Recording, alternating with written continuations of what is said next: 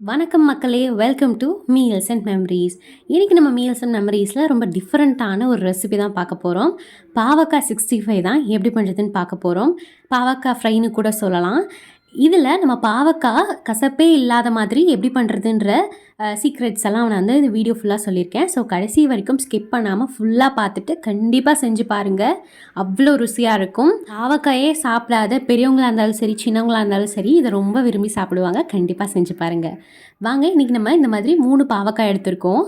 பாவக்காய் வந்து பார்த்திங்கன்னா இந்த மாதிரி நம்ம ரிங்காக கட் பண்ணி எடுத்துக்க போகிறோம். பொதுவாக பாவக்காய்க்கு நடுவில் விதைகளெல்லாம் இருக்கும் இல்லையா? ஸோ அதை நம்ம வந்து நீக்கிட்டு இந்த மாதிரி ரிங்காக ரவுண்டாக வர மாதிரி தான் நம்ம கட் பண்ணி எடுத்துக்க போகிறோம். நீங்கள் வந்து கட் பண்ணும்போதே உள்ளே விரல் விட்டு தள்ளினீங்கனாலே போயிடும். விரல் விட்டே உள்ளே இருக்கிற விதைகளை எடுத்துறனாலும் எடுத்துடலாம். அப்படி ரொம்ப கஷ்டமாக இருந்துச்சு அப்படின்னா இந்த மாதிரி கட் பண்ணதுக்கப்புறம் கூட கத்திகளை வச்சுட்டு எடுத்துக்கலாம். என்னோடய பாவக்காயில் 2 வந்து இந்த மாதிரி எடுக்கிறதுக்கு ஈஸியாக இருந்தது. பட் 1 வந்து கஷ்டமாக இருந்தது. அது வந்து இந்த மாதிரி கத்தி வச்சு அதில் அப்படியே சுற்றியும் கத்தி வச்சே அப்படியே வந்து எடுத்தாச்சு. இதை காட்டுறேன் பாருங்கள். இதெல்லாம் ரொம்ப ஹார்டாக இருந்தது. ஸோ இதையெல்லாம் நான் வந்து கத்தி வச்சு தான் எடுத்தேன். நீங்களும் இந்த மாதிரி ஃபுல்லாக மேலே இருக்கிறதெல்லாம் உள்ளே இருக்கிற விதைகளெல்லாம் கண்டிப்பாக ரிமூவ் பண்ணிவிட்டு எல்லாத்தையும் ரிங்காக கட் பண்ணி எடுத்துக்கோங்க. பாருங்கள், பார்க்கவே எவ்வளோ அழகாக க்ரீனாக ரவுண்டாக இருக்கு இல்லையா? ஸோ இப்போ எல்லாத்தையும் நம்ம கட் பண்ணி எடுத்தாச்சு. அடுத்ததாக இந்த மாதிரி ஒரு பாத்திரத்தில் தண்ணி சேர்த்துக்கிட்டு கொஞ்சமாக கல்லுப்பு வந்து சேர்த்துக்கோங்க.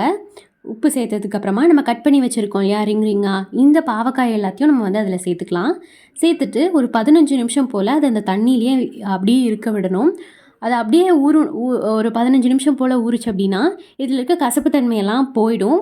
ஓரளவு நல்லாவே போயிடும். ஸோ நம்ம வந்து ஃப்ரை போட்டு சாப்பிடும்போது கசப்பு தன்மையெல்லாம் தெரியாமல் இருக்கும். இந்த டிப் கண்டிப்பாக ட்ரை பண்ணி பாருங்கள். இப்போ இது ஒரு 15 நிமிஷம் போல் நம்ம வச்சிடலாம். ஒரு 15 நிமிஷம் கழிச்சதுக்கப்புறமா இந்த மாதிரி ஒரு அகலமான பாத்திரத்தில் இந்த பாவக்காய் துண்டுகள் எல்லாம் தண்ணி வடித்ததுக்கப்புறமா நம்ம வந்து சேர்த்துக்கலாம். சேர்த்துட்டு நான் வந்து சில்லி பவுடர் சேர்க்க போகிறேன். சில்லி பவுடர் வந்து பார்த்திங்கன்னா இந்த கடையிலெல்லாம் கறிக்கடையிலெல்லாம் பார்த்திங்கன்னா சில்லி சிக்கன், அதாவது சிக்கன் 65 போடுறதுக்காக ஒரு மசாலா வச்சுருப்பாங்க. ஏதாவது ஒரு லோக்கல் பிராண்டாக இருக்கும். அதுலேயே வந்து இந்த மசாலாக்கள் எல்லாமே கலந்து வச்சுருப்பாங்க. இஞ்சி பூண்டு இது எல்லாமே கலந்துருக்கும். அதை வாங்கி செஞ்சோன்னா ரொம்ப டேஸ்ட்டாக இருக்கும். இந்த சக்தி மசாலா அதையெல்லாம் விடவே இது ரொம்ப டேஸ்ட்டாக இருக்கும். ஸோ நம்ம வந்து இந்த அந்த சில்லி பவுடர் வந்து 100 கிராம் அளவு நான் வந்து சேர்த்துக்கிட்டேன். இந்த 3 பாவக்காய்க்கு கொஞ்சம் கொஞ்சமாக சேர்த்துக்கிட்டேன். 100 கிராம். அப்புறமா நம்ம சேர்க்குற அந்த மசாலா வந்து நல்லா பாகக்காயோட ஒட்டணும் இல்லையா?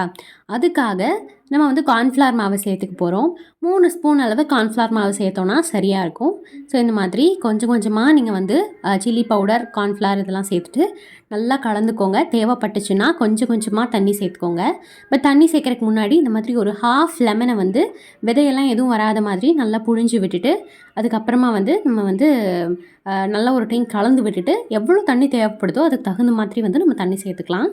இங்கே பாருங்கள், இந்த மாதிரி நம்ம எல்லாத்தையும் கலந்தாச்சு. கலந்ததுக்கப்புறமா கண்டிப்பாக ஒரு ½ அன் ஹவர்லேருந்து 1 ஹவர், உங்களுக்கு நிறைய டைம் இருக்குது அப்படின்னா ஒரு 1 ஹவர்லேருந்து 2 ஹவர் வரைக்குமே நீங்கள் நல்லா அதை மேரினேட் பண்ணிக்கோங்க. அந்த மசாலாலாம் நல்லா உள்ளே இறங்கும்போது தான் டேஸ்ட் அட்டகாசமாக இருக்கும். அடுத்ததாக நம்ம இந்த மாதிரி எண்ணெயை வந்து காய வச்சுக்கலாம். ஒரு 1/2 லிட்டர் அளவு எண்ணெய் வந்து நான் சேர்த்துருக்கேன் கடாயில். சேர்த்துட்டு இந்த மாதிரி ஒன்றா வந்து சேர்த்துக்கிறேன். இந்த மாதிரி எல்லா பாவக்காயும் ஒன்றா வந்து நம்ம சேர்த்துக்கலாம்.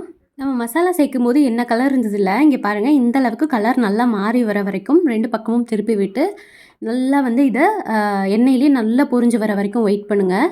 நல்லா பொரிஞ்சு வந்ததுன்னா கசப்பு தன்மையே சுத்தமாக இருக்காது. இது வந்து 2வது டிப்பு. அவ்வளோதான், செம்ம டேஸ்ட்டான பாவக்காய் 65 ரெடி ஆயிடுச்சு. கண்டிப்பாக இந்த மெத்தடில் செஞ்சு பாருங்கள். எப்படி வந்துச்சுன்றதை கமெண்ட்ஸில் சொல்லுங்கள். எல்லாருமே பாவக்காய் இந்த மெத்தடில் செஞ்சு கொடுத்தீங்கன்னா ரொம்ப விரும்பி சாப்பிடுவாங்க. குழந்தைங்களுக்கு ஈவினிங் டைம் ஸ்நாக்ஸாக கொடுக்கறதுக்கு ஒரு பெஸ்ட் ரெசிபி, அதே சமயம் ஹெல்தியான ரெசிபியும் கூட. ஸோ இந்த வீடியோ உங்களுக்கு பிடிச்சிருக்குன்னு நான் நம்புகிறேன். ஸோ இந்த வீடியோ ஒரு லைக் பண்ணிவிட்டு நம்ம சேனல் மீல்ஸ் அண்ட் மெமரீஸை சப்ஸ்கிரைப் பண்ணிக்கோங்க. பாய்.